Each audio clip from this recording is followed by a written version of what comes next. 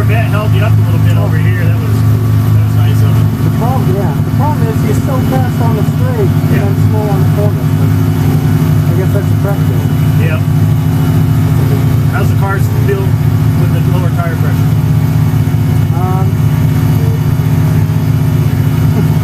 Feels better on the low speed, but not as good on the high speed. Okay, so we'll leave them where they are. Yeah. Just leave them where they are. Although, the only thing I'm curious, is there a pressure difference between left and right? Yeah. Alright, whenever you want to go out, you put your net back up, drop it down.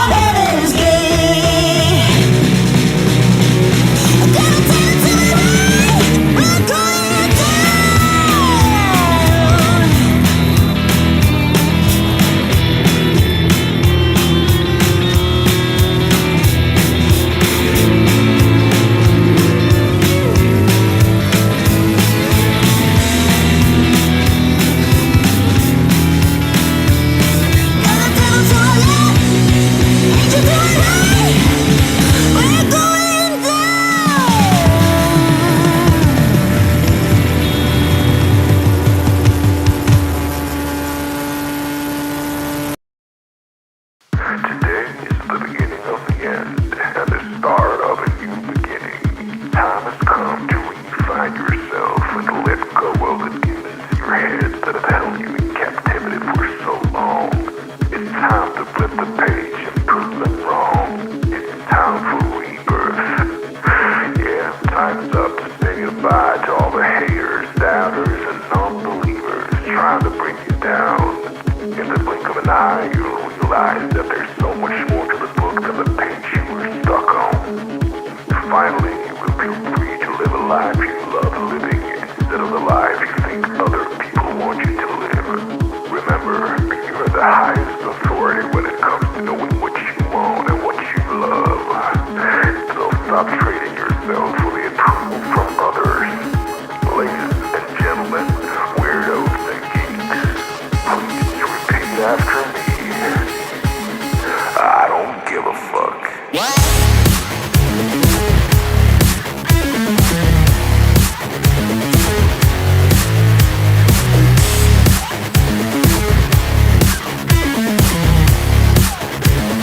I don't give a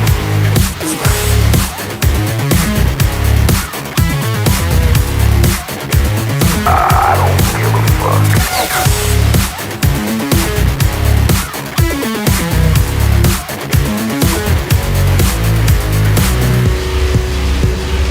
I don't give a fuck.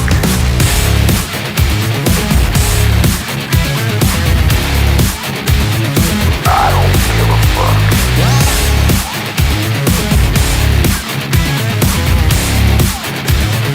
I don't give a fuck.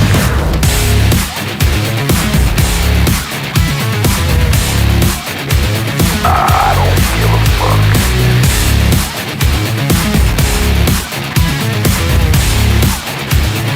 I don't give a fuck.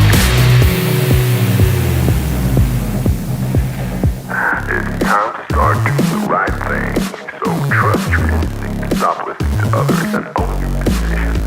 People will always tell you what to do, meaning how to live. So let's create space for what matters most to you. You'll be glad you did. Now start claiming your time and your mental well-being by saying no more. No more. Say it loudly and proudly. In other words, fuck you.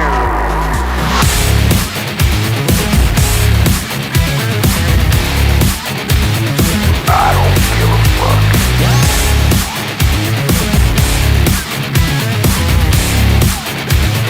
I don't give a fuck.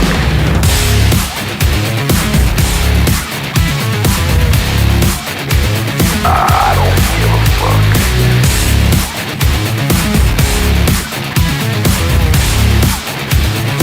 I don't give a fuck.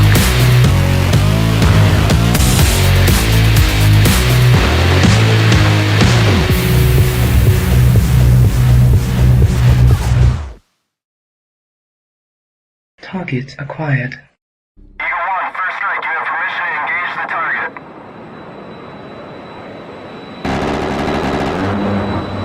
Warning: the following video contains explicit language which may be offensive to some viewers or inappropriate for children. The content within this video is intended for mature audiences only.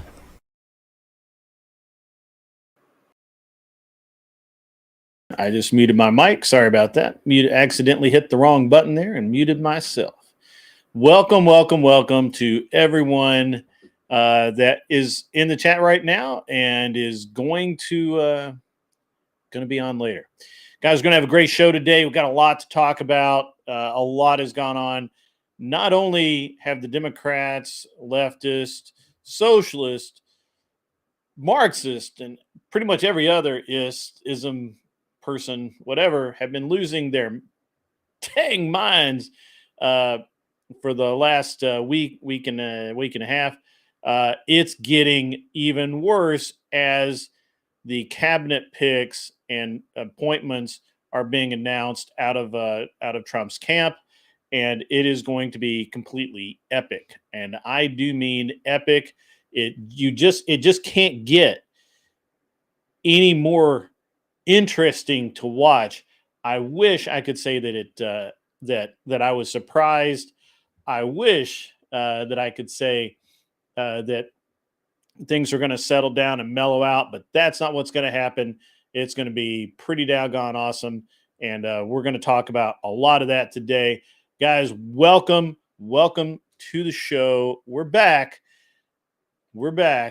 in where we belong, I guess, in the home studio. So I'm going to go ahead and give a shout out to all of the early arrivers.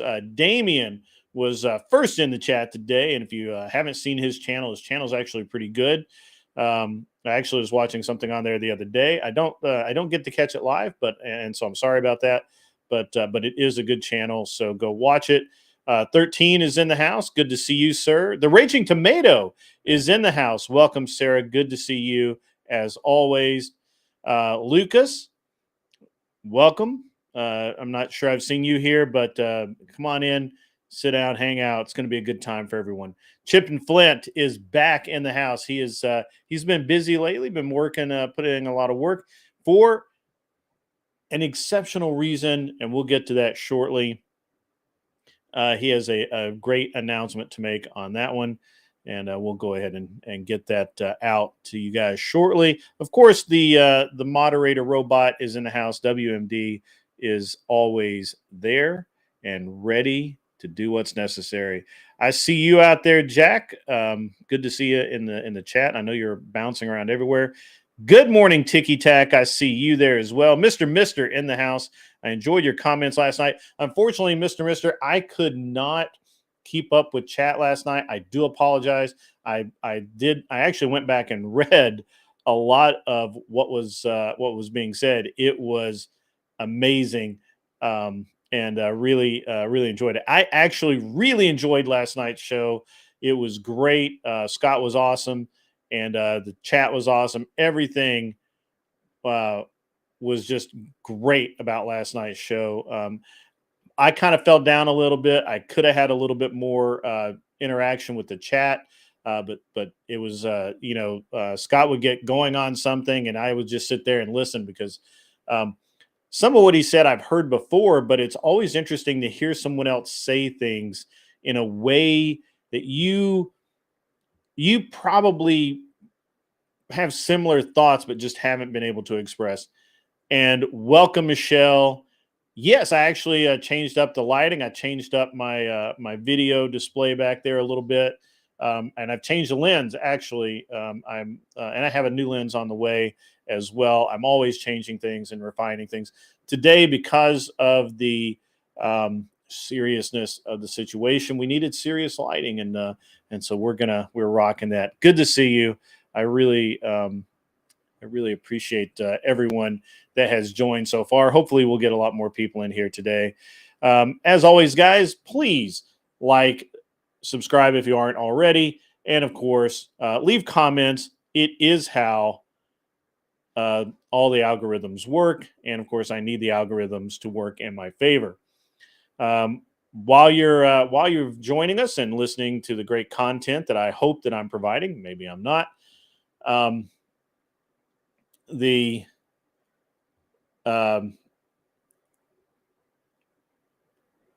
This is work. This is work for me. I do enjoy getting paid for my work. If you can, please feel free to donate. It is really the only way that makes any money through the channel. I can't claim like Brian heavy YouTube demonetization, although almost every video that I put out seems to not perform as well. I guess I'm just not getting the right ads or whatever in my videos, and they're very random about even placing the ads. So I don't know. I don't know how it works, but it's okay. I prefer donations anyway, and I would actually prefer if you use the StreamYard link to do that, or pardon me, the Streamlabs link to do that. That would be great. And any donation, any super chat over $10 does trigger TTS, and I try and stop to let that happen. And if it's too long, I'll read it out for you. Welcome, Seriously Shelby. I see you in the house. Seriously Shelby only has a few days left before he ships off to the Navy. He's going to go out and be be exceptional in as a young naval cadet, or maybe he won't make cadet, but we'll see. Hopefully he can become an officer. That would be great. I would like to see, it's a daytime show. If we can get, I would love to see $100 in super chats today. More would not hurt my feelings. Less certainly will also not hurt my feelings. Actually, really hard to hurt my feelings. But let's just go with, we'll go with $100. Seaman Shelby is excellent. Excellent. I love that. Seaman Shelby it is.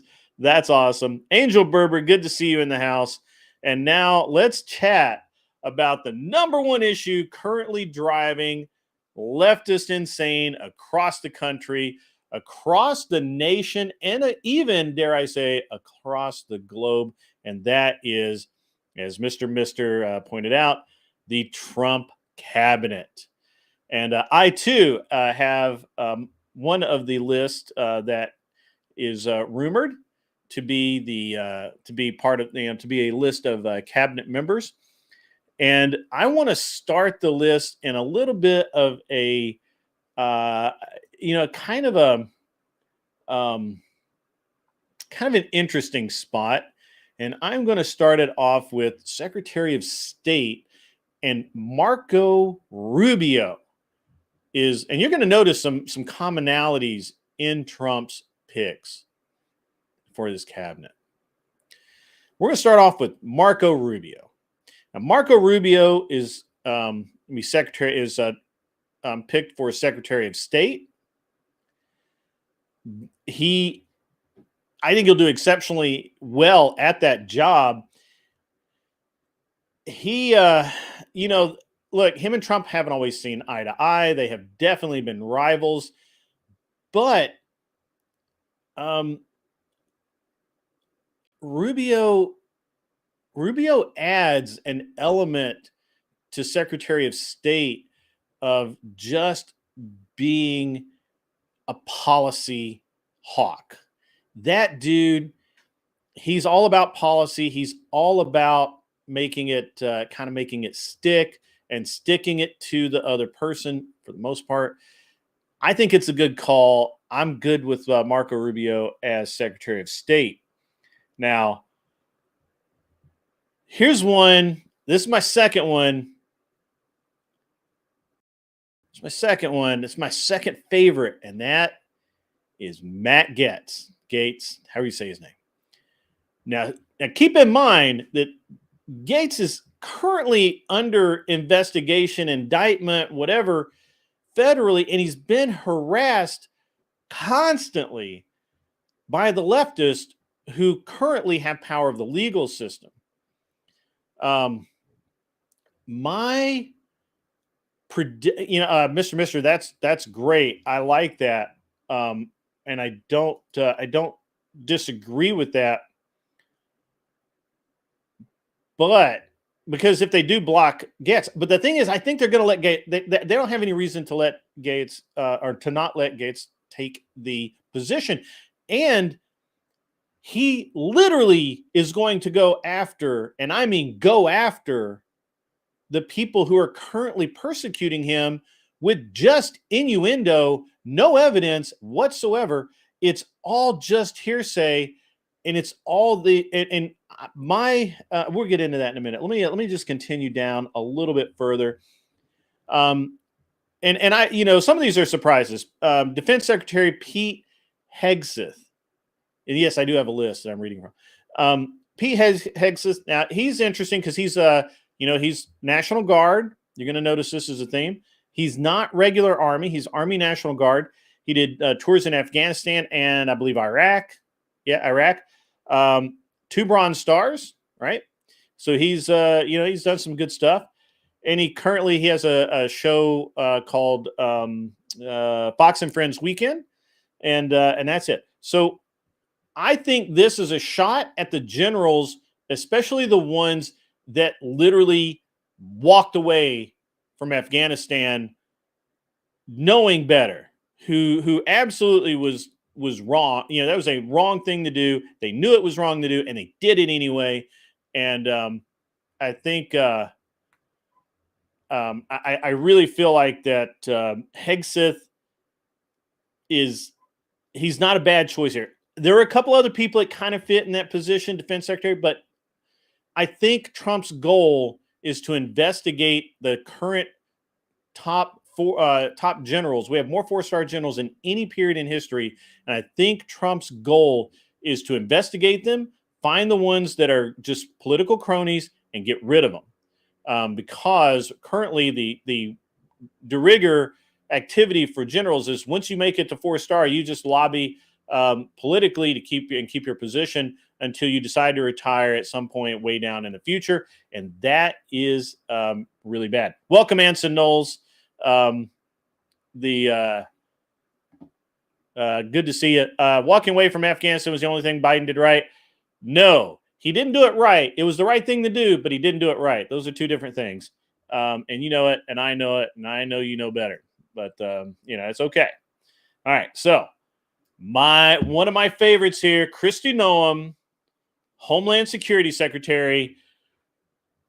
She's iron. She is absolute iron, guys. She's going to be so tough. And I really believe that this is a chess move by Trump to put in someone that he knows will actually help identify and deport illegal immigrants that do not need to be here. And I'm not talking about the guy who wants to come and pick apples. I'm talking about the bad dudes, the really bad dudes. Yes, he is a bulldog. Yes, absolutely, Angel Berber. And they're investigating him for being that, and he is going to tear their house down. You have to understand, I honestly believe Trump has literally sat down and thought, how do I tear the Democrats' house down? How is it that I turn their world to ruin? And look at what he's doing. Look at these people. Tulsi Gabbard, Department of National Intelligence. They put her on a fucking watch list, guys. They put her on a watch list, and now she's gonna be in charge of the watch list. This is irony at its finest. This is turnabout is fair play. This is go fuck yourself to the nth degree, guys. This is just too awesome. I can't believe what I read. When I read Tulsi Gabbard for DNI, I was like, this is fucking great, right? Like, this is it. You just couldn't write this in a book and make it make sense, but it does. It makes so much sense. It's so good. It's so good. So and then and look, guys, I'm not really following any set pattern here. So these are kind of ranked in the order that I feel like of kind of not importance, but the way they're going to go forward. CIA Director John Ratcliffe. Now, Ratcliffe is not a law enforcement officer, and he's not a politician. He's a lawyer.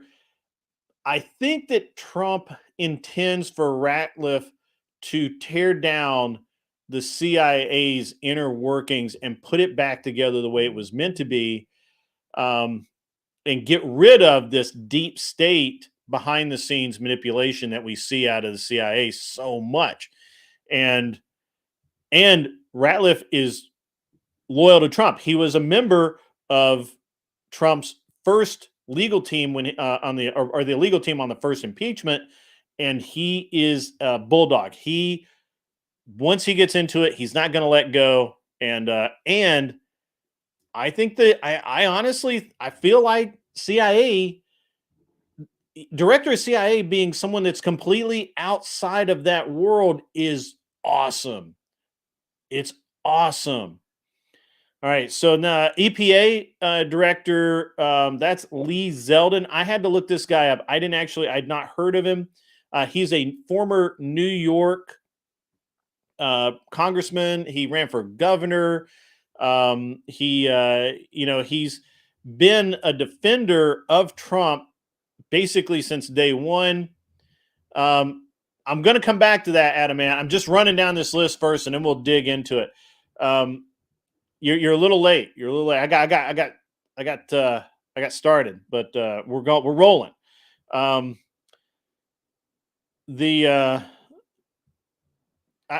think that Trump put Zeldin in because he's a loyalist to Trump, and I think that the pattern there is to reduce the power of the EPA, or at least reduce some of their cronyism policies and laws, and free up,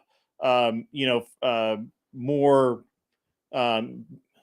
equitable, if you want to use that word. That's not really right. That's not really, or it's to free up and even things out between large corporations and small corporations, where the EPA is currently weaponized just to grab cash, mostly from smaller corporations. So I can't wait for that. And I think this is where we get into fucking over the oil industry, because we're going to go back to fracking, guys. With the EPA, with his picks, fracking is going to be back on the table, and so is the pipeline. The Keystone Pipeline will be back on the table. All of these things that we've been fucked over for the last 4 years, with this guy Zeldin as a Trump supporter in an EPA, we get it done. So that's interesting. That's really good. I also had to look this person up too. United Nations Ambassador Elise Stefanik. Now, I had not heard of her ever. Apparently, she's a GOP conference chair. It's her 5th term in Washington, and she's from upstate New York. That's why I never heard of her. She is a massive critic of the United Nations. She hates the United Nations, and Trump is literally putting her in as the ambassador to the United Nations. Guys, you can't make this up. This is just so much win. It's like the first time the United Nations says, yeah, but, she's going to be like, fuck you. You're doing it my way, or we're taking our money and we're out of here. We're out of here, dudes. Fuck you guys. And I love it. I absolutely love it. She's also an ally of Israel. I don't have a problem with that. And that's going to be awesome. Now, ambassador to Israel is Mike Huckabee. Now, this one surprised me. This one actually surprised me. I would not have expected Huckabee to be the ambassador to Israel, but it kind of makes sense, right? Because he wants to keep us out of the war. He is, he's several times he's come in and said, look, just finish it. Right. Like I believe he said he told News Nation that, I wrote this down, that he did not see a reason to support an Israel-Hamas ceasefire, and that the only way to end the war would be to eradicate the terrorist group. And he is now the ambassador to Israel. This is going to be key. Trump has urged Israel to end the problem. We've all heard that in the fight against Hamas. So I think all of these Free Palestine guys that get to walk around the Capitol, they're probably not going to be doing as much of that as they did before during the Biden administration, where they were coddled. White House Chief of Staff Susie Wiles. Now, again, this is somebody I was not super aware of, and also I'm not really sure how important Chief of Staff is. However, it's important to note that of all the presidents, she will be the first woman to serve as White House Chief of Staff. The first one under Trump, who, as we all know, he hates women, guys. What can I say? He hates women. He doesn't think they're capable of doing anything. Yet he continuously puts them into positions of authority and leadership when they can do the job. You can't make this shit up, guys. He is literally doing everything right. And he's making the left look like a bunch of fucking idiots while he does it. It's awesome. It is awesome. All right. So let's see who else here. We got Deputy Chief of Policy Stephen Miller. He was an advisor during the first term, and he's I think he is being tapped to lead the crackdown on immigration. He's going to be the guy that coordinates from Trump out to the other disciples, if you will, Noam and the others that are going to actually do the hard work. And according to Trump, he will be, quote, overseeing the southern border, the northern border, all maritime and aviation security. That's that Trump said that. I didn't say that. So that's interesting. And he has wait, hold on. Did I just fuck up? Yeah, no, wait. I just fucked up, guys. Stephen Miller, I'm sorry, Chief of Staff for policy. Yeah, he's just going to enact the policy crackdown, right? The border czar, Tom Homan. Now, Tom Homan, I have heard of. He's been in the news. He is a former immigration and customs enforcement officer or director, pardon me. And he has been named the border czar. He is specifically tasked with cracking down on immigration and overseeing the southern border, the northern border, all maritime and aviation security. That's what Trump said. I didn't say that. Homan has said that he will crank up, listen to this, guys, crank up workplace raids as a way to address labor and sex trafficking, and will prioritize public safety threats.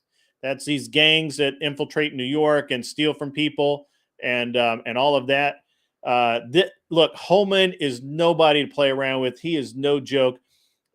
He was an early proponent of zero tolerance. I think he might have written early or the zero tolerance policy, which the left still blames Trump for separating the children from their parents, even though that was Obama's policy, not Trump's. Trump just continued it under Homan's advice. Homan, you're correct, Mr. He is a bull. That dude is rabid. I mean, he's not rabid, but I'm telling you, that dude is nobody to mess with. Next, we get to National Security Advisor Mike Waltz. I had to look this guy up. I didn't know who he was. He's an Army veteran, Green Beret. He was the first Green Beret to elected to Congress. I thought that was cool. And he's currently in the House representing Florida. He's been there since 2018, according to my notes, or 2019, pardon me, I misread that. He has called for Europe to do more to support Ukraine and for the U.S. to be more stringent with its support, which means that we need to back off. And if Europe wants to support Ukraine, they need to do it. They don't need to rely on us to do it. So I agree with that. Although I disagree with supporting Ukraine at all at this point. He was also a massive critic of Biden's withdrawal in 2021 from Afghanistan, and he said publicly it was the wrong thing to do, and I think that that's going to be really good. All right, so White House counsel Bill McGlinley, he was Trump's counsel in the first election. I think that's just a loyalty thing, and I think that Trump considers McGinley really competent, since he did represent him under the impeachments and many other things. Middle East envoy. I don't know a whole lot about what this position I don't really know much about what this position really entails. My guess is that, and actually it's a special envoy to the Middle East, a role Trump has, let me read what I wrote here. A role Trump said will involve him being a voice for peace. I think he's a long-term friend of the president. And apparently, much as I've said, we should choose our representatives based on success. He is a real estate tycoon and CEO of Witkoff, which is a conglomerate, I believe. And the best for last, an agency that doesn't even exist, DOG, the DOGE, the Department of Government Efficiency, Doge, as in Dogecoin. You can't make this shit up. I couldn't have written this in a novel. It's fucking awesome. So obviously, we all know Elon Musk, Vivek Ramaswamy, they're going to be conducting, basically operating as efficiency officers. They're the two guys from the office that came in. And what do you do here, Mr. Smith? How productive do you feel like you are in a day, Mr. Smith? And, obviously, Elon's taking a lot of heat. He doesn't like it. He wants some payback. Vivek, I'm not really sure about Vivek, but that's kind of irrelevant.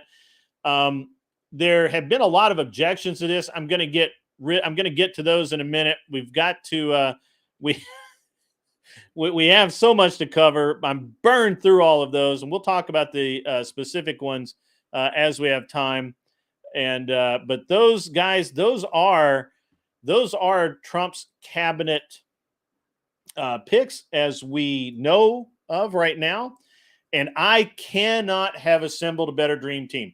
What you will notice is every one of those people have either represented Trump in a legal proceeding, or backed him during a legal proceeding, or they themselves have been singled out by leftists and persecuted unjustly, and have basically been slandered, innuendo, no facts, just made up hearsay evidence at best, or like Gabbard, placed on watch list for no reason. All of these things, all of these people have this in common, and they are not happy about it. They don't want to be a part of that. And I really believe the motivation is there personally for them to make the change. And that is great. That is great. It's just unbelievably, it's unbelievable, guys. I've literally been, for the last 2 days, I've been watching the leftists melt down as each name trickled out. You can't believe the meltdown over Tulsi Gabbard. And when Matt Gaetz hit, or however you say his name, when his name hit the roster, holy crap, did all the leftists lose their minds. Literally, most of the people were like, oh, guys, it gets worse. And I'm like, no, it gets better. This is great. I could not have sat down and just written it out any better. Matt Gaetz is going to be hell on wheels to the Democrats. Their worst nightmare. And everybody's like, well, he has to get confirmed first. They don't dare not confirm Matt Gaetz. They don't dare. They don't dare. If you strike him down, he will become more powerful than you've ever known. Welcome, the great Joe Mobley, to the show. I don't know if you can tell, but I am having so much fun today. It's just unbelievable, the amount of awesomeness that has come forth. Oh, I can tell. Yeah, and I agree completely. These picks are like insane. I saw a tweet and I was like, "Oh man, this is exactly right." And it was like he's picking people who have been burned by institutions to run the institutions they've been burned by. Yeah. Yeah. Pete gets in trouble because with infantry and psyops, he doesn't want women out there digging up the operation, and he gets his military career stymied by that. Put him over the DOD. Tulsi Gabbard gets unjustly targeted by the intelligence community. Put her as DNI. It's like nuts, dude. Yeah, it's like amazing. It's crazy good. Yeah. And so good. it's unbelievable how good it really is. So normally, I got to be honest, and you're probably the same way. Normally, to me, cabinet picks are a snoozer. Like, I don't even care. Like, Yep. whatever. They're just their buddies, their friends, whatever. But and I didn't even really understand. I really wasn't even expecting this much of a meltdown, guys. It's so crazy. I see that Mr. Mister says Destiny has had 3 straight meltdowns. Oh, I bet when they announced Tulsi Gabbard, his literally he tripped over his own flaccid penis because he became immeasurably emasculated by the fact that Tulsi Gabbard is going to be the director of national intelligence. That is just, you can't make it. That's so great. It's so great. Because he was one of the ones like, yeah, put her on the watch list. She's a threat. Awesome. I hope Destiny great. Doesn't find himself on any watch list.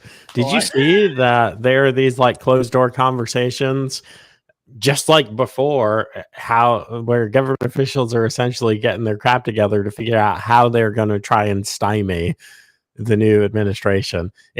Guys, that's illegal. Whatever way you look at it, when he's the executive, you are in the executive branch. When you decide, hey, how do I intentionally go against the will, the orders, the intent of the person who's constitutionally elected and who the Constitution gives them authority to do the things that they're doing, that the popular vote and the electoral, that everyone, all the king's horses, all the king's men voted for, how can I, as a bureaucrat, stymie that?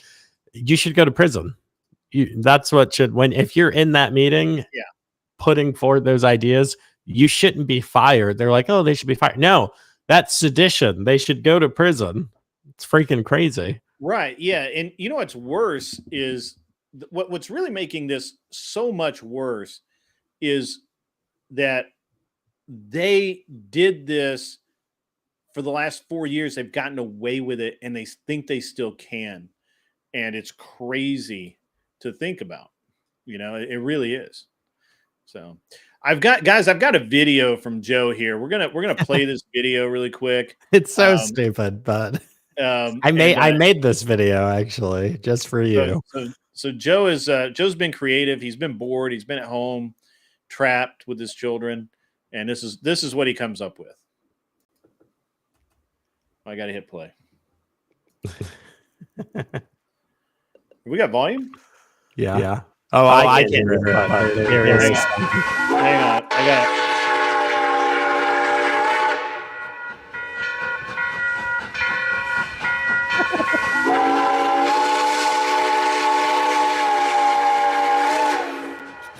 You see the little guy?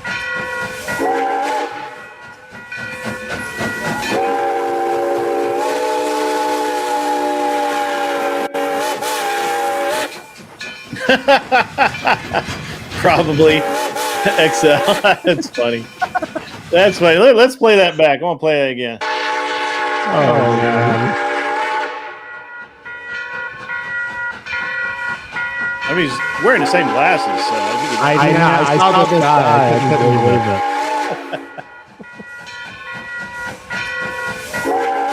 it. It's popping. Joe, they're saying you have an echo.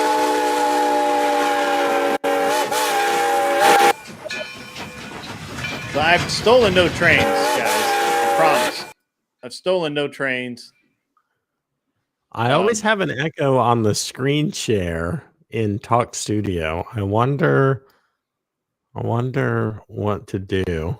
You don't have an echo on my end, but maybe it's just, do you have YouTube open as well? Usually what happens is you end up... It's muted. Yeah, but that's what it should be. I like the comments better on YouTube because I can see, hey, Adamant. I can see when someone types my name. My 3-year-old is like obsessed with trains. So to get him, part of his It's a bedtime routine. He does books, but his nap time routine will watch like some YouTube videos of trains or fire trucks or construction vehicles. It's just what he's into. He's 3. But dude, I was watching that with him yesterday, and that guy's head keeps popping out. I was like, wait, is that Grid driving a train? That's funny. Oh, Could man. be.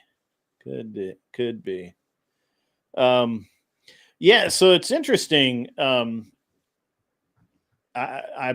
wanted in Blackwater. I no. I would know if I were.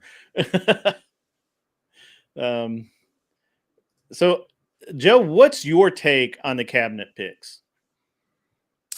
I love them. Yes, I needed to do some researching into some of them. Some of them were so obscure. I'm going to cam down for this one. I'm still here. Just give me 1 second. Yeah, I will say that I've not been a huge Tulsi Gabbard fan. Everyone's like Tulsi, Tulsi, Tulsi. I still see Tulsi as very much a lib. And honestly, I kind of consider her just the same as Dave Rubin. Like, hey, you still stand for a lot of stuff that I am staunchly against, and there's no ground to give. But like Dave, Tulsi's not a tyrant. Her ideas about welfare are different than mine. Her ideas about marriage and virtue and a lot of other things are different than mine. And some of them I would say are wrong. Hey, these ideas are wrong, but I trust her to administer the office of an intelligence executive totally fine. She knows that her closely held beliefs are her own, and she wouldn't point the intelligence apparatus at people who have disparate beliefs. So I'm fine with her as a pick. Would I vote for her? Everyone's like, she's going to run for 2028. If she is, I ain't voting for her. Yeah, I don't know that I would vote for her. And there are a couple of different reasons why. First, I think that she's, if Trump is moderate, she's moderate light, right? Like, so I can't really get behind that. But I do think that she feels so fucked over by the Democrats that at this point she might go full hardcore conservative Republican, right? Because she's seen behind the curtain, and the curtain didn't like it, or what's behind the curtain didn't like it, and they came after her. And I think that changes people. So I don't know. I was a little. I have to admit, I was a little surprised at Gabbard being the DNI, but it makes so much sense, Yep. It just does. And not even just from the revenge aspect. I mean, that's her personality. Her personality is very dry, very hardcore, no nonsense, if you will. So now, of course, I'll take every opportunity to rile up your audience. I don't think that there should be women in leadership. Do I work for women? Yes. Do I hire women? Yes. Yeah. This is my closely held belief versus Sure. what happens in practice. I don't put myself in a situation where I could be sued for, Neither confirm nor deny Joe Mobley has said these things. Yeah. Well, no, I agree with that. I mean, So, I've talked to my wife about this, because as a matter of fact, we just had this conversation not long ago where she had a friend of hers who excelled at her job, and she was passed over for promotion. And they literally told her when she was passed over, we just don't really see you in a leadership role. And yes, obviously you do all the work we ask you to do. You excel. You're very good at it. But to be promoted into a leadership position, you need to show leadership. Literally told her that. And she's like, I don't know how to do that. And they're like, yes, we know. That's why we didn't promote you.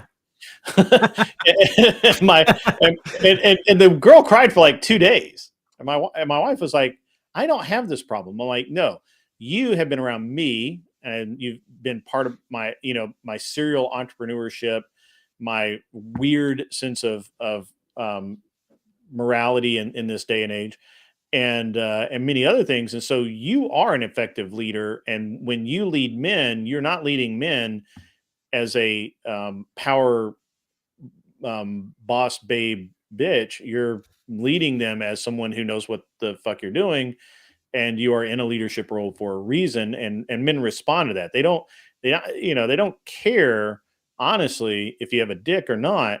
What they care about is that there's a behavior, there's a way of acting that make men or that lead men to follow. And if you can do it, great. And if you can't fake that. I mean, you can learn it, but you can't fake it. And so we actually had that conversation not long ago. And my wife was like, I can't stand working with some of the women in my group because they're just horrible leaders. And I'm like, yeah, I get it. That's true. So yeah. Yeah, with I'm actually kind of interested in Pete. Is it Hegseth for Secretary of Defense? Yeah, Hegseth. Yeah, I had to look him up. I had never heard of that dude.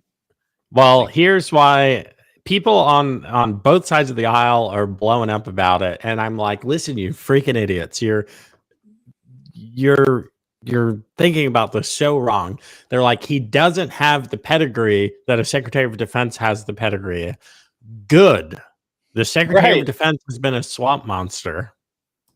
Yeah. They've been a swamp monster. Yeah. No matter who they pick. And what sealed the deal for me was that Mad Dog Mattis turned out to be a swamp monster. I was like, there's something in the water over there. So, well, I've worked in the Pentagon for years.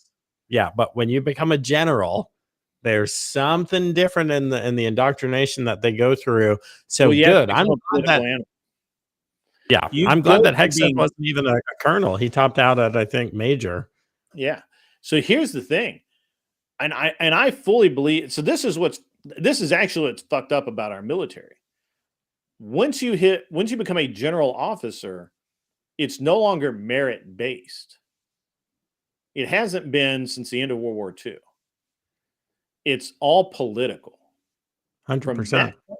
From that point on, it's not how well you lead your men. It's how much ass you kiss in Congress as to whether or not you get promoted. Yep. And that's what's wrong. And that's what Trump is. I think Trump understands it. I don't think he knows how to fix it. Same thing with the other cabinets. It's no longer about meritocracy and your performance. Case in point, I got into a debate with this guy, and I won't make fun of him because he was a good dude. It was like a random independent, I think was his name, on CT's channel. One, he was talking about voting for. He admitted that he voted for Pete Buttigieg for president, and I asked why. What made Pete? Back when he was running, when he was in the primary, what made that man qualified to run for that office? Because it's clear to me he's unqualified to be the Secretary of Transportation. Mm-hmm. And he kind of agreed that he wasn't uniquely qualified to be the Secretary of Transportation. So I was like, if he's not qualified to be an underling of the executive, how the hell is he qualified to be the executive? And he didn't see it at all. He drove right by it. And I asked him, because I'm like, no, we're going to circle back to this. I said, can you name me a single accomplishment of Pete Buttigieg as United States Secretary of Transportation? And of course, he had nothing. Right. We're already putting swamp creatures into these offices. So maybe we need to rethink what are the qualifications for these. Washington hired competent, battle-hardened military warriors who were also statesmen and very well educated. Not in that they had the right degrees from the right places, but they read books, they wrote speeches, they were very well articulate. That's how he staffed his very small cabinet back in the day.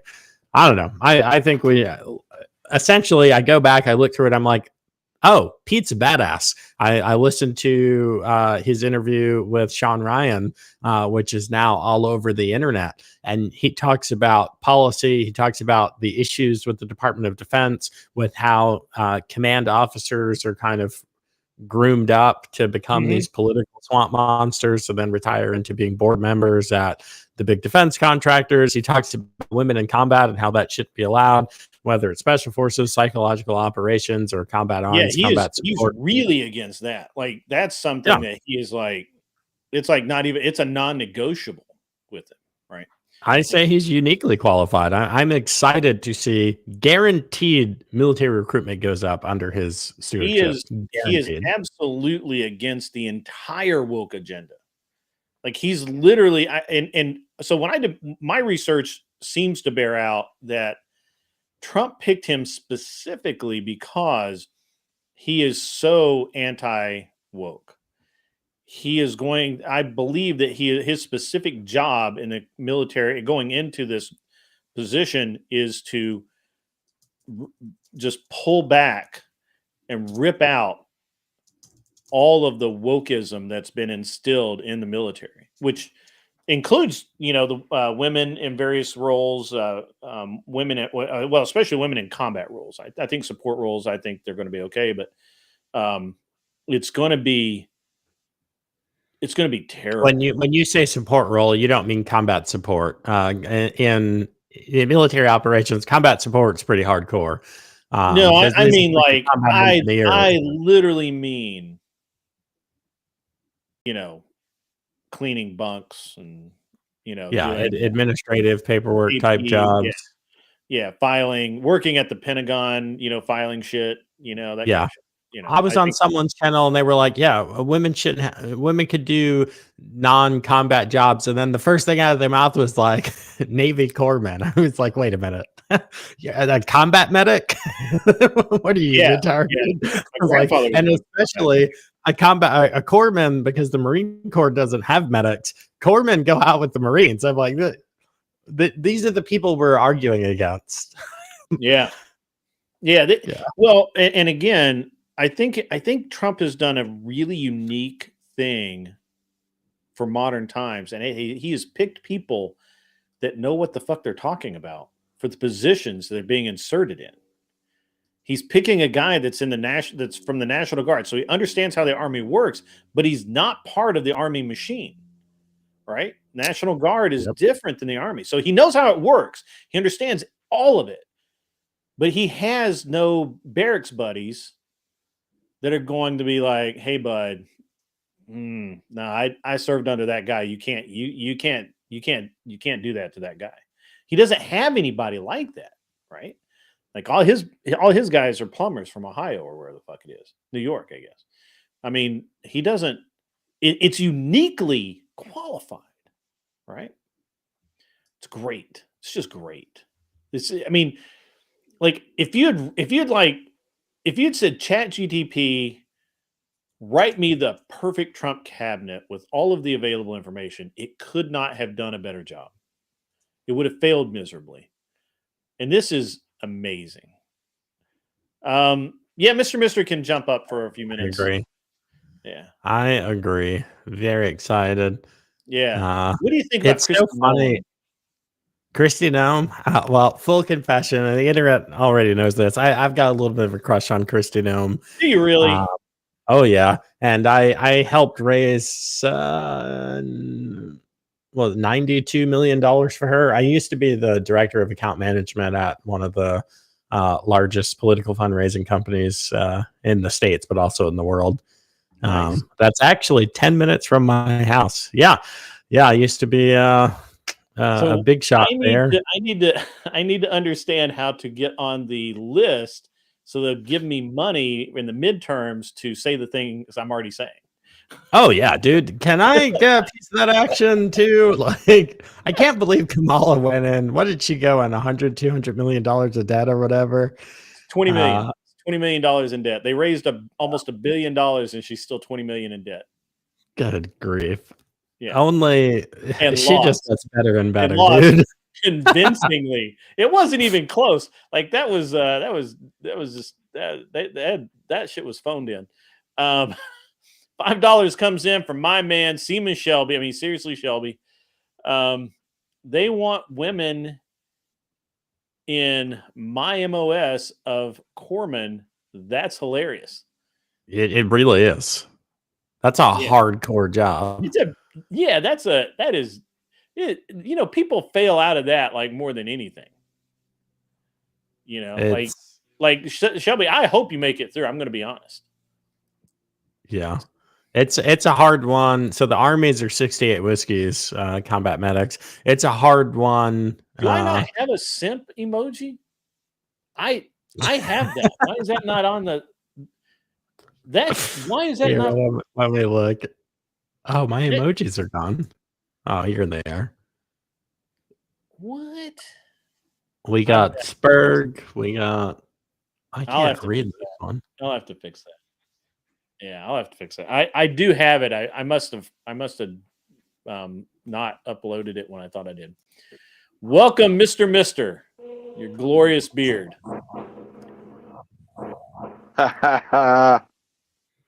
What's going on? Not much, man. You tell me. How are you doing out there on the road today? It's nightmare driving as usual, but things are getting better. I'm just looking forward to a decent holiday, and not so much stress with everything. So I think it's good. Excellent. Way to go. You hit the wrong button, man.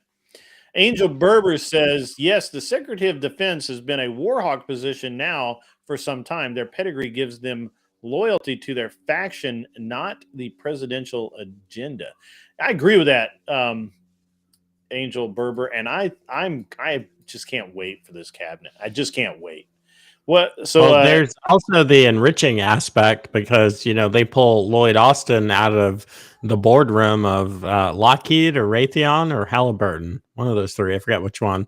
And wouldn't you know it that the way that government contracts have gone under his tutelage, it's leaning heavily towards his old alma mater, which I'm sure he's going to return to once he gets tossed out.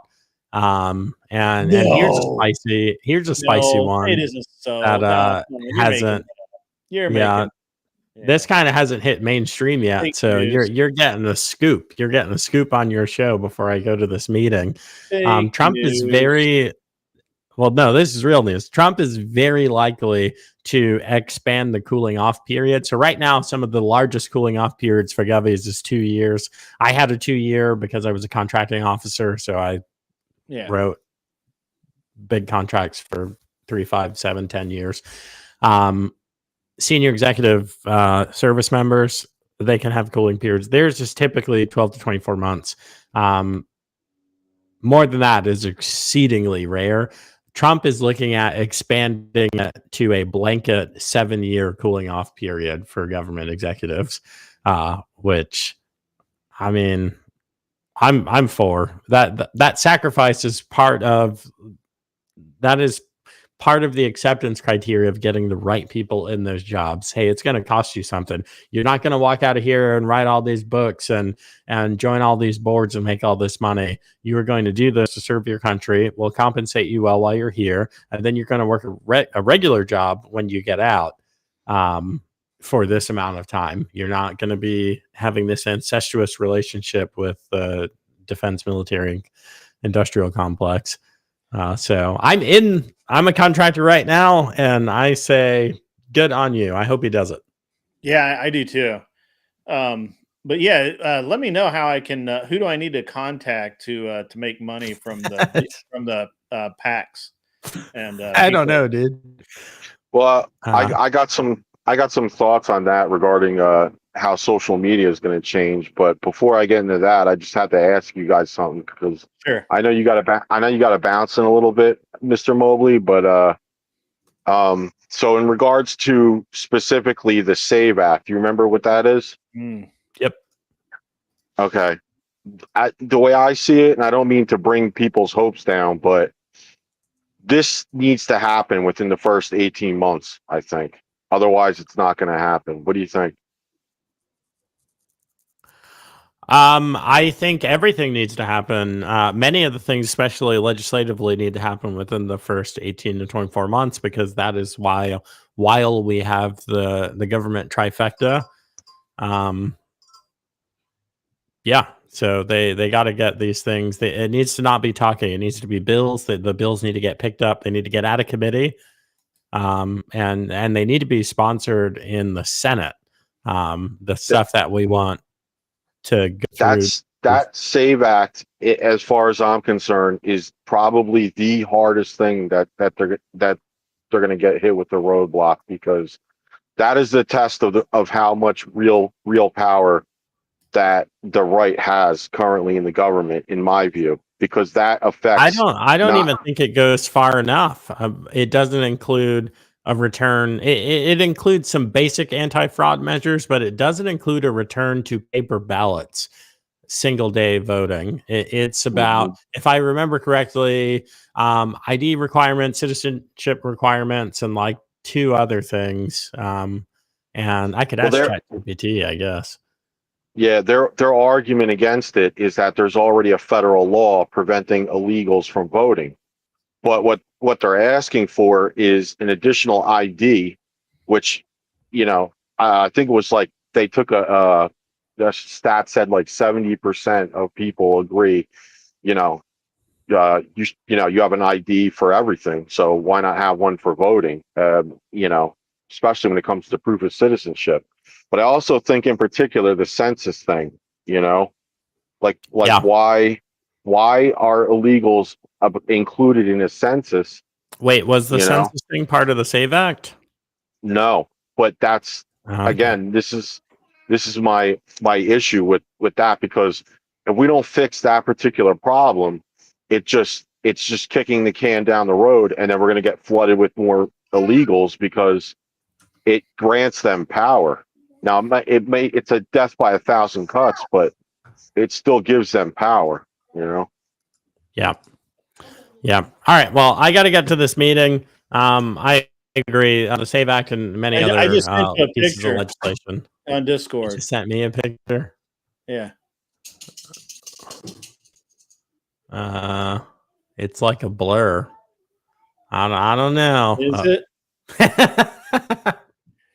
Yeah. Is it though? Yeah. It was just loading. Yeah, I've seen this before, not with this headline though. That's pretty funny. Yeah. Superpowers or super friends unite. All right, guys. All right, see you, Joe. You're welcome back if we're still go here. make money. Thanks, man. Here, Joe. Yeah. So Anson Knowles being our resident contrarian once again, that this is all irrelevant. Nothing of substance will change in D.C. This is the same guy that said Trump wouldn't get elected. Blah blah blah. Anson, you're batting. Remember that grid? What's that? Everyone around us for the past like 6 months was saying he wasn't going to get in. We're not going to get our guys in. We're the only 2. We're sitting here every Monday, and we're sitting here talking about this. Yeah. Yeah. What's interesting is I was like, I never really had any doubt that he would probably win. My only concern is that he actually would be able to take office. Right. And yeah, Scott Adams. But now I think it's they can't stop it now. Like if they try and do something, it's just going to be so obvious, and then it becomes a real problem because Vance steps, and then that's a real problem for him. So Scott Adams had a show today, and he does the news in the morning, like early morning. He was talking about how, because we all know they're planning a protest for January 20th, and he was like, they should just not let him go. And I was like, I don't know if that's within his character, but he's worried they're gonna try something. Yeah, well, I think the one thing, if I were Trump, I would not tempt fate until things happen later, right? Like he needs to be properly in office. He needs to have started this process of getting rid of this one, because right now, I mean, I'm sure you feel the same way. If Trump takes office now, he's going to be vulnerable to the existing swamp creatures, and we could have another Jan 6 event. Only this time, instead of a few federal instigators and agitators, it could be a lot more. Um, so that I don't know, man. I think that on the one hand, I'm like, yeah, just grab it, grab it by the horns and roll in. On the other side, I'm like, I don't know, man. I don't know. That's pretty bad. She's getting help. Sorry, I was on mute. She's getting help from, I don't know who it is. Someone's giving her a lot of money to do the recounts. Like they're running backtracking. Or what's up, Clover Tech? Who's doing the recounts? Someone's giving her money Who? to I don't know. Giving who? I saw. Are you talking about Kamala? Yeah. Okay. Yeah. Yeah. Well, I mean, they can recount all they want. There are no margins that are thin enough for it to matter, really. So you recount all. Yep. That was my hope going in election night. I was pretty super optimistic. I was watching specifically Virginia and the gap that got closed there. Mm-hmm. Even though he didn't win Virginia, I was looking at some of Scared the the hell out of him, though. Yeah, I was looking at some of the margins and some of the gaps in, over the last 2 presidential cycles anyway, of some of the states that were blue, and like, good Lord, like he closed the gap. I mean, it was neck and neck. He ended up losing by maybe 2 or 3 points instead of 5 or 8 points, or even 10 or 12 points. So, man, he closed the gap. A lot of people aren't looking at that. You look at what you're talking about, which was, he ran the table, right, on the swing states and all of that. What a lot of people aren't looking is, in addition to that, he closed gaps everywhere. Yeah. In like every other blue state except for like Washington, he closed the gap. So, pretty crazy. But yeah, going in, I was looking at things like that, and it made me hopeful that it was going to be so big of a win that the whole idea of bringing lawyers in, counting votes, that was going to be irrelevant, because we did not need that for sure. He didn't need that. He needed to be able to go in basically the next day and hit the ground running, which he did. Yeah. Yeah. I don't know. I just some of the rally. I think the rallies, is kind of I don't know. It's kind of iffy, my opinion. Just my opinion, So. Well, I'm very interested to see what happens with the RNC, because his daughter runs the RNC. So if it's not him and it's not his son, which, by the way, his son's on Rumble, if anyone wants to go leave him messages or whatever. But, if it's not him or his son, then is she still the head of the RNC? Like, it's, there's some questions. Yeah. Yeah. I mean, it's interesting for sure. I'm just really glad with his, it's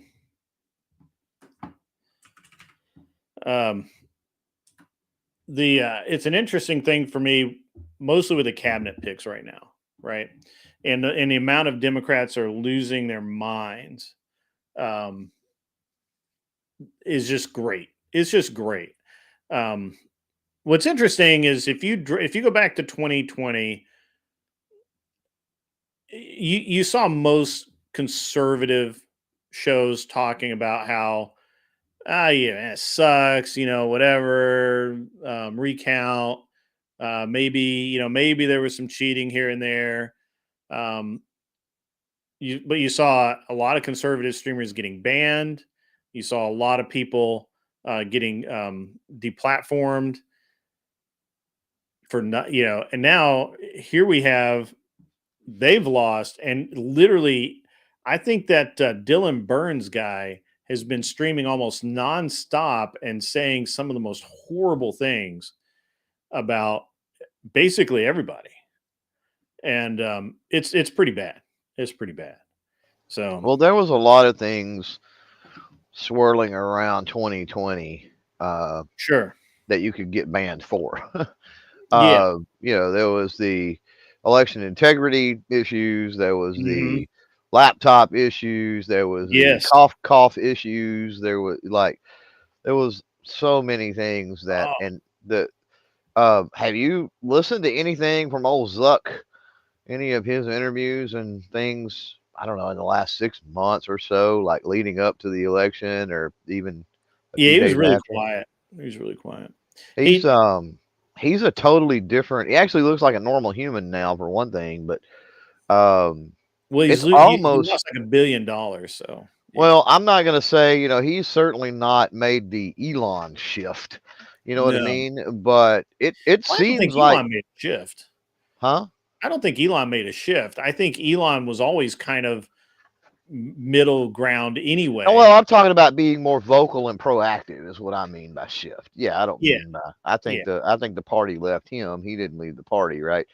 Um, but talking about being more vocal and more, you know, active or proactive with it. And I don't know. I think Zuck may be coming around. Um, No, I think Mhm. Zuck is trying to not lose another $1 billion. I mean, I don't so know. I don't I've know. He literally, has some. He can have some normal conversations now, where before he wouldn't do that. He was very yeah, robotic and maybe, everything. He made a maybe, statement. He made a statement. I think it was about a month or two ago. Zuckerberg, yeah, um, and it seems like he's shitting himself because he realized Trump was going to win, and so I think he started backing off. So I think basically as far as the social media thing goes, it's almost like everything's leveling out. Like they're saying, like it's fair game now. Like you guys, we're trying not to get too much involved because we know if these people get in the government, we're not safe anymore. You yeah. know, Well, so, but you guys have to understand. I know you guys probably don't even use Facebook. I barely use Facebook. Actually, the only reason that Facebook still exists in my life is that my mom is on it, and Yep. Yep. my and a bunch of the groups that there's some shooting groups on there. There's um some airplane groups that they don't exist anywhere else except on Facebook. Otherwise, I wouldn't have Facebook. My mom literally called me and asked me like, "Are you okay?" And I'm like, "Yeah, I'm fine. What's up?" And she's like, "We haven't posted on Facebook in over a month." I'm like, "Yeah, because why would I do that?" Hmm. And Zuckerberg, I think, and somebody in the chat will know probably, or they'll fucking Google it up, but Facebook's just been just hemorrhaging money, right? Like, and Zuckerberg has had to explain. So Zuckerberg was in a unique position in 2016, is that he could do no wrong. They were buying ads left and right. They spent so much money. Matter of fact, they bought so many ads this time that every time I opened Facebook, I got a Kamala ad. And somewhere else that also did that. Maybe it was Google, I don't know. But literally every time I opened the browser up, it would give me an ad. It was horrible. But the problem is that people have just left in droves. They're just not using it. They're not getting the, most, and a lot of people are only using Facebook Marketplace, or were, and now that's turned into, a really bad space to do business because there's so many scams, and they can't. And Facebook seems unwilling to do anything about it. So look, Zuckerberg, I think, had to grow up because he had investors. It's not him. He can't be the weird multi, I don't know if he was a multi-billionaire. He can't be the weird billionaire anymore. He just does whatever the fuck he wants with his company, and his angel investors just roll with it because they're just like he is, just weird and off the shelf. He has actual investors, and a lot of those people are conservatives that demand results for their money, and they're probably calling him going, Zuck, fuck is up, dude? We're $1 billion out right you now. know, you know how much the Daily Wire revenue is for a year. I looked this up. 2 billion. It's like 200 million 200 plus. million, that's all? Yeah, it's still a pretty good amount. You No, know, 200 million. Yeah, 200. 200 million is fucking, that's awesome. But I would have I would have thought with the reach the Daily Wire seems to have, it would be way more. But probably, I guess probably not, because people probably restream their stuff like incessantly. So, well, the point I'm making is just that we need more groups like this. What are they called? Oh God, I just had it in my head before I spoke. They're like networks, yeah, like political networks like that. We need more of that, like groups of channels that come together to, you know what I mean? yeah. That's what we need in place of the mainstream media. So You said something with Facebook that I don't necessarily disagree, but I don't think it's the biggest problem Facebook faces. You're talking about people leaving Facebook. I think Facebook's larger problem is getting new blood into Facebook. Right. Younger generations are 100% not interested in Facebook At all. Yeah, it's at a all. legacy. Yeah. It's a old school legacy platform. It would be like one of us, MySpace. Hey man, come over and get on my VRC or my my MSN MySpace. or Yahoo chat or MySpace or yeah, exactly. Yeah. Forums, right? Who does forums? Yeah. I mean, I do, but like, who does forums anymore? Yeah, but I mean that's that's just kind of played out, and I think that's why you're seeing. I think that's why you're seeing the change in Zuckerberg. Also, they weren't paying him enough really to interfere. Plus, remember, after the last election, there was so much of an outcry that he himself had to put in guidelines that applied to both sides, and whether he wanted to or not. So, I guess the next thing that that I wanted to talk about today, and it's escaping my mind because we got off on Facebook. Well, obviously, there's a pardoning of the Jan Sixers that Trump is was almost guaranteed to happen. I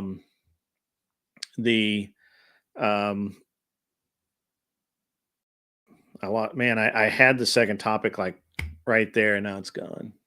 It's after the cabinet picks. Sorry, we have after cabinet picks. Cabinet picks were really the lead story for today because they're so perfect. Like I've never even really paid attention to cabinet picks because they're so unimportant, and yet somehow Trump has made cabinet picks amazingly relevant and flawless. So I think that's really good. We've already talked about kind of the immigration, the dealing with the immigrants. I think Trump supposedly they're already starting to deport people. Not Trump himself, but knowing that Trump's coming in, the people that want to keep their jobs are doing their jobs and actually deporting people now. So that's good. What are you talking about? The overseas stuff? I'm trying to figure out what you missed. Yeah, I mean, there's definitely the overseas, the war stuff. I mean, no, it's not. It wasn't the war stuff, man. It was right there too, man. It was like it's not Economy. super critical. Yeah, well, the economy is going to be really interesting going forward because with Trump removing some of the controls and putting back in place other controls, it's going to change the way banks do business for the better, and that's going to help everybody. Yeah, I hope so. I hope so because I'm only going to be able to buy like 2 guns this month, and I'm pissed. Oh, that sucks. So I hope the economy gets better. This is I can't live like this, Grid. I know.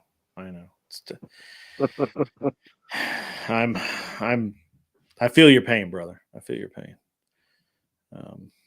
Man, what was the other kind of topic? Actually, ammo is my issue. Right Tariff, now. right? The tariffs actually was one of the things, and I'll tie that into reminding everyone that this show is paid for mainly through your generosity. So please throw out those donations, or especially on Streamlabs. If you can do it on Streamlabs, that is awesome. Do you have a Cash App? I do have a Cash App, and it is in the description.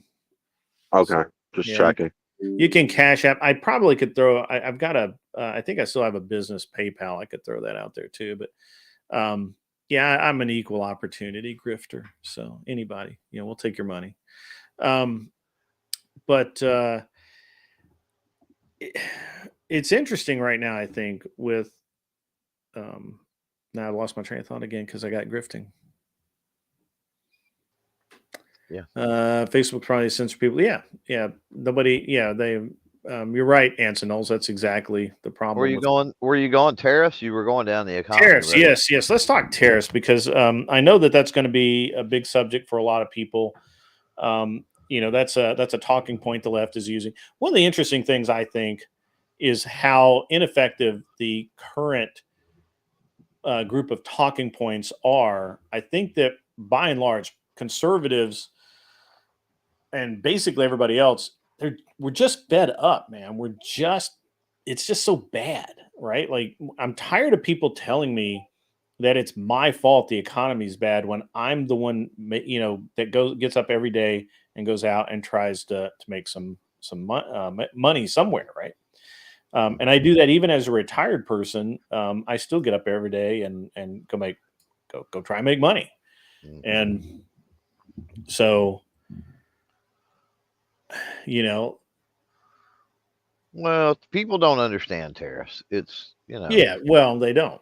I mean, you're talking about people that don't know the difference between a man and a woman. How the fuck are they going to understand tariffs, right? Like, yeah, be honest. You do see the problem is that we're dealing with people who live in denial, right? Yeah, that don't have any sense of reality, and they've been allowed to do that for so long that it's now almost impossible for them to face the reality that, hey, well, then probably wrong. And tariffs. Here's the thing. Here's what people.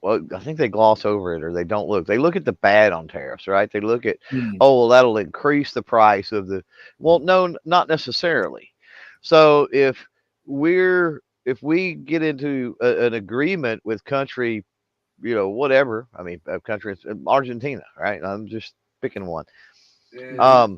And we enter into a fair agreement, right? Then that's all that's about. Tariffs are there to offset unfair agreements. That's all that tariffs are. As long as the threat of it's more I see Trump as more the threat of tariffs being able to accomplish more fair trade than the implementation of tariffs themselves. Yeah. Well, perhaps, but my kind of the way I'm looking at it is I think tariffs are a good thing. I think that for too long every other country on the planet, well, they are, but it's a wash if it's fair trade. If there is indeed a fair trade agreement and that trade is being upheld, then the tariffs are just a wash at that point. Yeah. So why even bother with all of that? It doesn't really matter.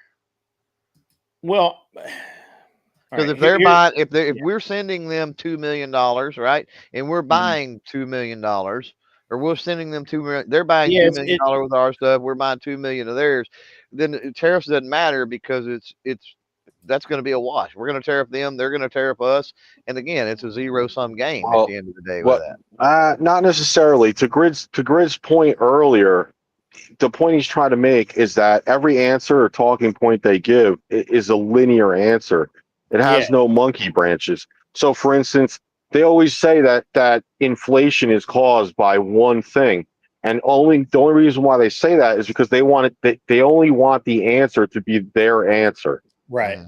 So this is how this is going in current society, right? In the leftist viewpoint, is you have on one side, you have the leftists who are literally sitting there with their talking points that they got from DGG, Destiny's think tank.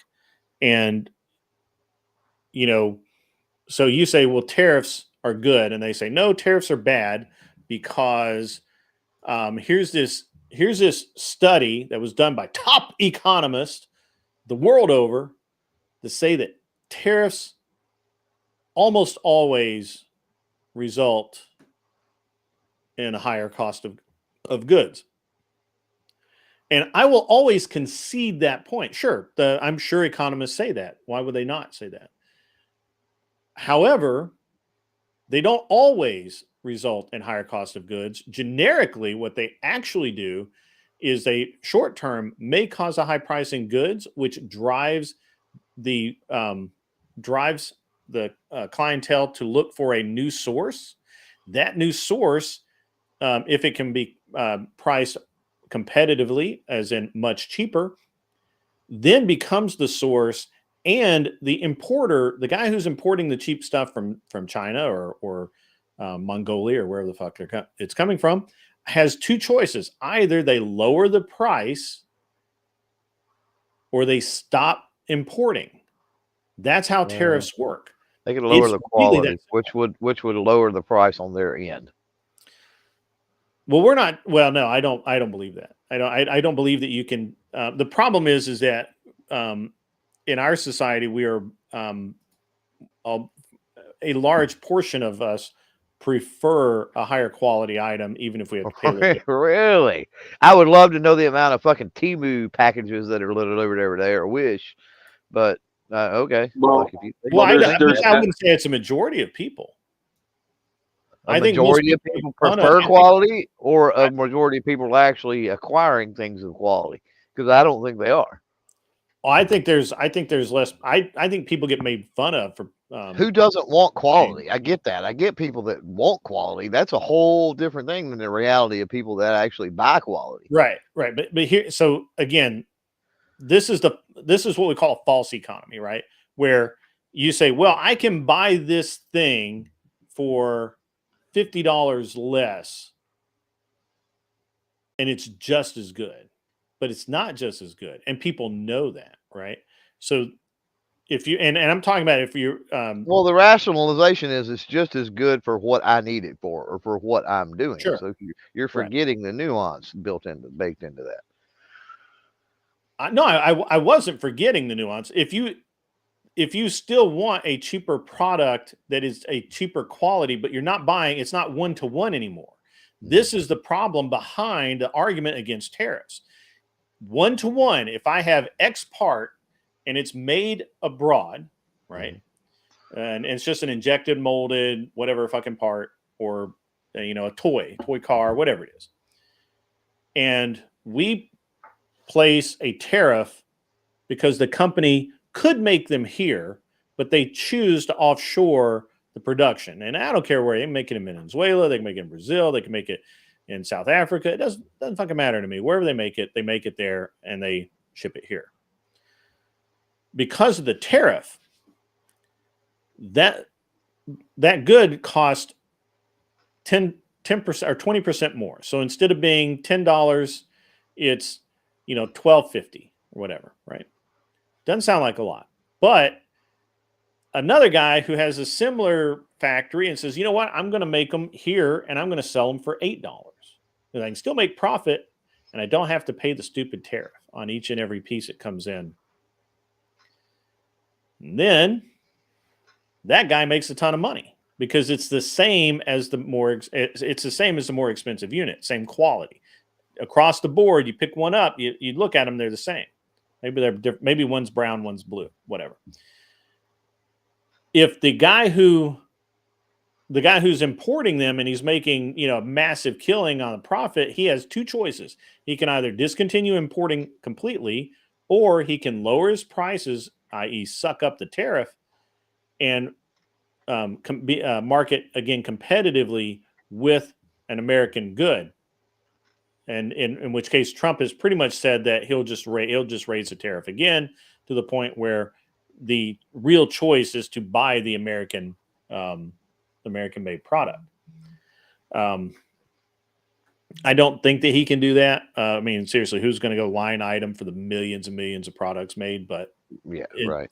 It's a great theory, and I endorse the theory. So. Now, if the importer says, and this actually happened, and we have an example of this. So a few years ago, and you may remember this, there was a toy manufacturer here in the U.S. who subbed out a bunch of Christmas toys to China.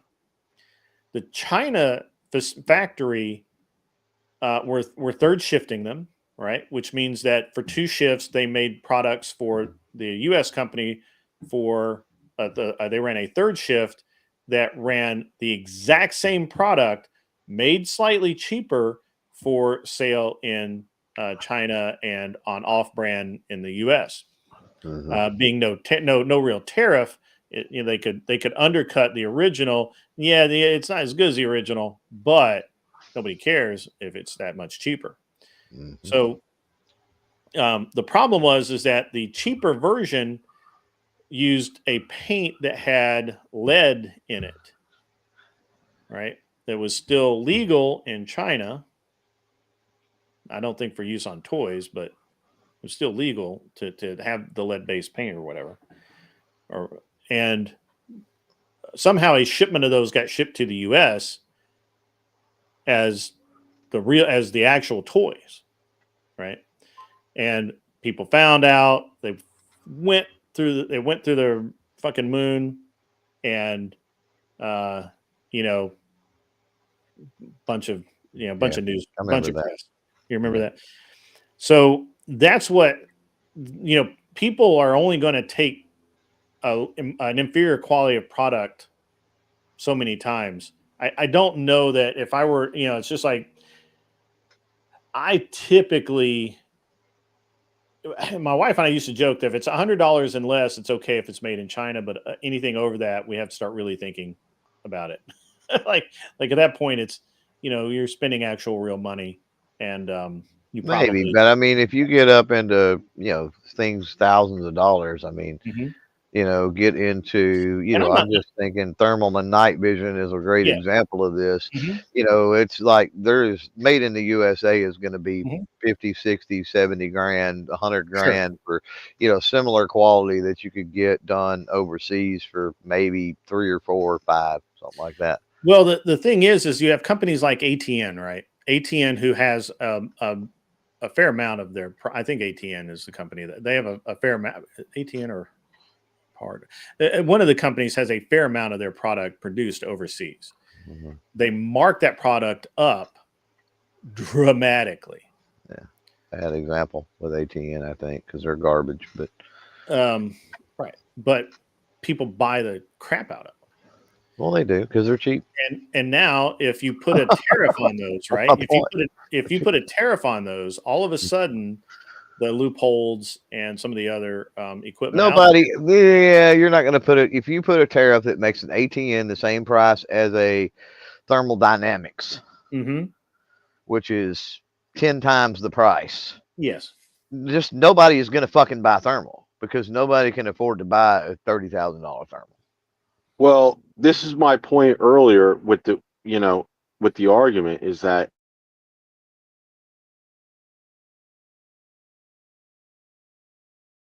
bringing the product in to cover the difference. Yeah, I mean, we don't know. We don't know what. So I mean, you'd have to know what ATN pays per piece. You'd have to know what their profit margin was, and if they're willing to. All right, let's just say there's a 20% tax on every ATN scope that's brought over, and I think they're like $3,000, right?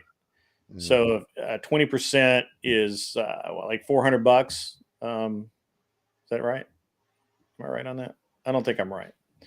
But let's say it takes that $3,200 scope and makes it almost $4,000. Yeah. And I don't know who else makes good thermal stuff. Just run with that. Doesn't matter. Yeah. But another brand that's maybe it's assembled in the USA from parts made overseas and whatever. And so they're able to sell it at a comparative price to the ATN, but it's the same or better quality. So ATN now has a choice of either lowering their profit margin on that item because of the tariff, or producing the part in the US where maybe they can keep the cost down a little bit better. And that's a really horrible example because it's something that the Chinese actually do really well. No, I get what you're saying. I get. But I mean, it's the math behind it is pretty sound. So how does that not create competition? Okay, because on the outside, to get access, right? This is what I was saying to some of these liberals, like on the outside to get in to play ball with us, there's going to be competition. And so all I'm saying is they can't disprove that. They can't go, oh, it's going to ruin everything, you know? Yeah. Well, And I the think same you thing. need to. I, I think that this is where you get into what I said earlier. I think where it's like the threat of tariffs could be, a more important play than the tariffs themselves, because like how many sectors, how many industries, how many things are we actually talking about here, right? We're talking about thermal, obviously, here, which is nothing compared to some of the major Yeah, things at kind of an play, extreme case, right? but yeah, we're So, we're but cherry picking for sure. yeah, and so when you like, I don't think there's going to be tariffs on thermal scopes, right? But I do think that there are other commodities or other things going Well, on that will affect things on a larger scale, that tariffs do actually come into play. I think people, when they hear the tariffs, I think this is part of what freaks them out, is they think everything is going to be 10 times the price, 5 times the price. And they don't realize that this is not going to apply to every single product in existence, number well, I mean, one. And number two, man, you made me lose my train of thought there. all right, well, Um, hang on, because Trump is saying that it's going to apply to anything that's imported from specific countries, right? So, like okay. China is, I'm guess, a target, right? Like if you make it in China, and I think he's directing this. To be honest with you, I think he's directing this at iPhones and some Right. other high profit, high margin goods that you could there's not Motorola can't compete against the iPhone because they can't sell it at the profit margin, although they're doing a good job right now, but still um I think that's kind of where Trump is going. And again, I picked a really horrible example, but he is aiming it at specifically at all of the things that are being brought in that could be made here, but aren't, strictly based on the fact that they get their profit margin is so much higher making it overseas, even after they ship it across the ocean. Understand now, when we're talking about things like this, um, we're talking about things that where we ship a lot of times we ship raw material out. Mhm. It gets processed in China, assembled, whatever, and then shipped back. And even with shipping it twice, it's still cheaper to be made in China than it is here. Yeah. Right. And the math just doesn't really math out unless Well, a lot of the stuff here is like components, right? Come Mhm. from other countries. And I don't know how that comes into play. Like if you start having to make the components here, because Mhm. then you're talking about, okay, it's not just one thing. It's not just like, oh, okay, we're growing fucking oranges or bananas or, whatever, some corn, some Mhm. type of crop, right? It's one thing. Now we're talking about the end product is this complicated thing that has 472 parts. And out of those 472 parts, that sure you can assemble all that here, but now you've got to try to source all of that from companies within the US. So if you're getting all of these parts in from 472 other countries across the world that are using slave labor to make these parts, and you're getting them into the US, and you're paying somebody a quote unquote living wage in the US to put it together, sure, um, it's still going to be a cheaper product. And because you're quote unquote building it here, you've eliminated the tariff. Am I wrong on that? Maybe. But then No, you start I trying don't to think pay you're right. somebody $40 an hour to make little screws and bolts, Well, and it's not a perfect science. There's ebbs and flows to right, it. I would there's I would nuance. say. Yeah, yeah, yeah. Right. No, there's definitely nuance. Yeah, yeah. And that was what I was saying earlier. Like people freak out and they don't They don't start thinking about the nuance. They just freak out like, oh, it's going to raise prices, and that's where they immediately go and they stay there. So here's what I think is kind of the reality of the situation, whether we want to deal with it or not. And first is that the U.S. is still the largest manufacturing country on the planet. We just are, and to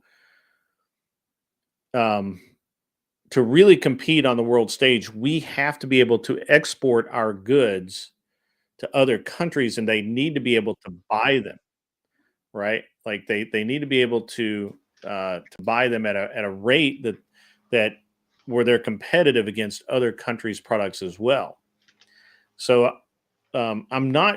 That's why I'm not really sure on your example, Clover Tack, because But they've got it. But that country's got to want them too, Grid, or even be able to take right. them. Well, and that's the thing is that and this is the thing I think that's got We Trump. build a lot of guns here. We don't export that much. Oh yeah, we do. We export a shit ton of guns. We don't export near as much as, let's say, a Taurus does in South America. Come on. Not even close. Not even close. Non-military export. Let me caveat it because your brain. All right. I'm gonna. And that's just. I would say that you can't dispute that because, like, no other country has the type of firearm ownership we have. Right. And I'm gonna say that. We export more guns worldwide than, and I don't know how we would define military, but okay. I think we probably do more than Taurus, just because Taurus we're Taurus's biggest customer. Taurus is huge. Well, that counts for them, not for us, and that's the thing. Right, but Taurus you said Taurus is ungodly huge. I don't remember the numbers last time I looked, but good Lord, look it up. It's insane. Yeah. At any rate, so we're still the manufacturing country of the world, and so one of the things that prevents or hurts our foreign trade is the fact that pretty much every country on the planet has tariffs in place to prevent our goods from being sold competitively against the goods that are made in country, and that's really a big deal, right? Like it's a one-sided street that hurts us because we do need to support the things or export the things we make. We need to be able to export Cirrus aircraft. We do need to export, more vehicles. We do need to export more technology. I was about to say that the automobile industry specifically, he was talking about that, to your point. Yeah, I mean, the other day I was really talking about, but I mean, literally every instance, we used to, just to show you how bad it is. So I had a buddy of mine, and we had kind of a side business going where we would buy boats all over the U.S., mostly in the Western U.S., because that's where I was located in Colorado at the time, and we would ship them to Poland because to buy a new boat that was made in the U.S., the tariff on new boats coming from Florida or Tennessee or Alabama or wherever where we make boats, the tariffs are so high. But on a used boat, the taxes were so much lower, and so you never saw a brand new boat in those countries. Well, another nuance, right, which Mr. Misser brought up, that's at play here that I don't know how you get around or deal with, but I mean, when we're talking about markets like this, it's definitely a factor. Is brand loyalty. Mm-hmm. Like it's going to be hard for us to export something to another country, even if it's allowed in that country, and even if there's tariffs, and even if not tariff, whether it's an even playing field. Let's get rid of tariffs. Say it's an even playing field. Blah blah blah. If that country has a 90+% brand loyalty to whatever their version is that's made there, that's hard to overcome. Like, how do you crack into those markets? Like even above and beyond all this tariff and even playing field talk, right? Like that is a thing. Yeah. You have the brands you would pay. You pay more specifically. I mean, we all Mhm. do, right? Because Yeah. if somebody asks, you're just like, I like that brand. Yeah, but I mean, you know, I don't know that that's. I mean, obviously, at one point, all right. So I'm gonna be a dick here because why not? Do you remember? So I used to have friends of mine who would literally come over here on vacation from Norway and Sweden, mostly Sweden, to buy Levi's because they could buy Levi's over here for like $40 a pair, $30 a pair, whatever they were at that time. In their country, they were like $150 a Hey, pair. pause button real quick, Yeah, because this is another nuance that I thought about, and it might play into what you're talking about. sure.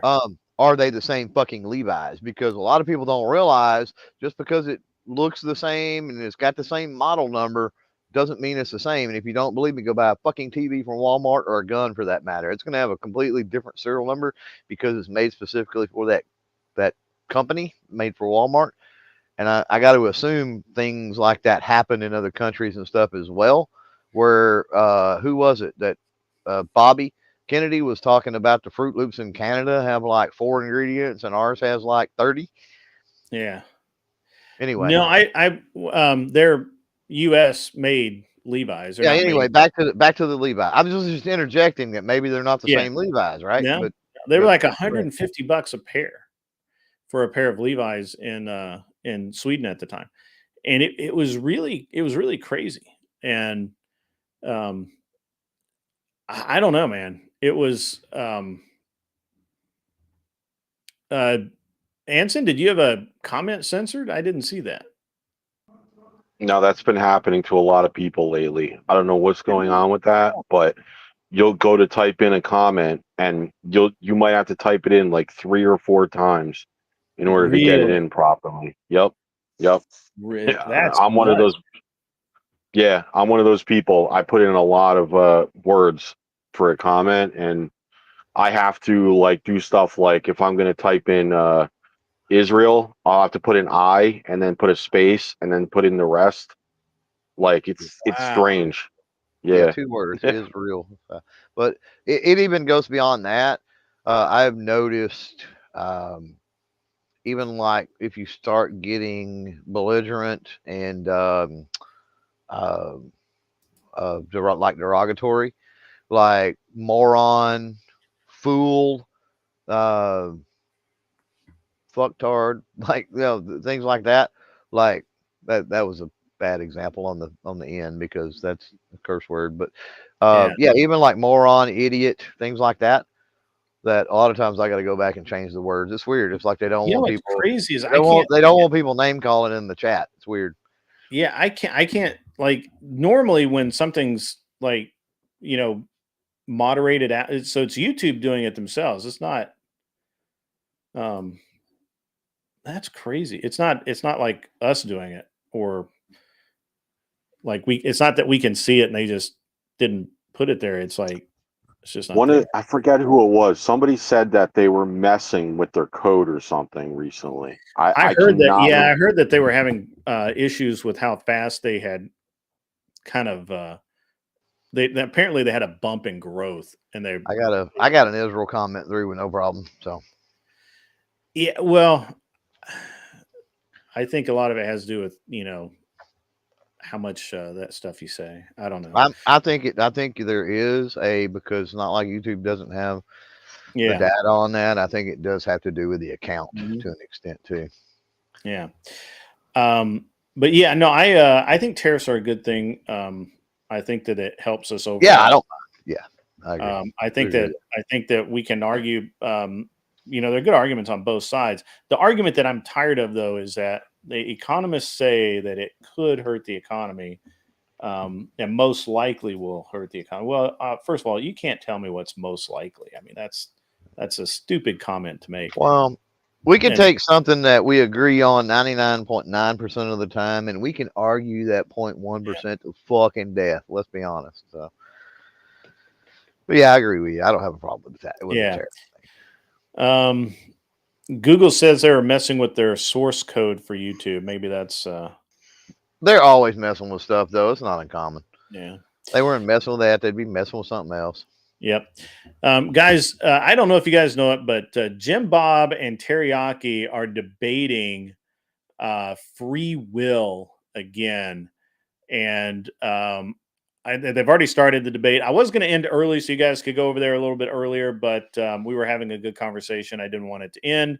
But we'll drop off for now. I'm going to go paint my airplane and listen to this debate. And it's been a great show. Honestly, I really kind of came out swinging, and it was really good. So I enjoy the show today. I really appreciate everyone that's sent in their donations. I really actually do really appreciate that. And I'm going to send you guys over to watch those guys. And yep. So that'll do that. And I'm actually going to probably stop Andrew's clip from running. Clover Tack, you and Mr. Mister is great. To all the people who came up on the stage today, really appreciate it. And it was, it's been a good time. So Friday, are you doing Friday night? Yeah, tomorrow night I will be live at 8:05, and I have no guest. I'm trying to line one up. I was in New York for a week, so I kind of got. Yeah, I'm sending you guys on a raid. I kind of fell off a little bit, and should have got a guest for tomorrow night, but I don't really have one. We'll see what sorts out. Maybe something will happen.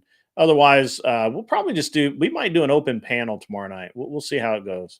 So you guys have a great rest of your day. And as always, it is my pleasure to be here to entertain you. Yeah, I just answered your question. Can you tell me what epistemology means?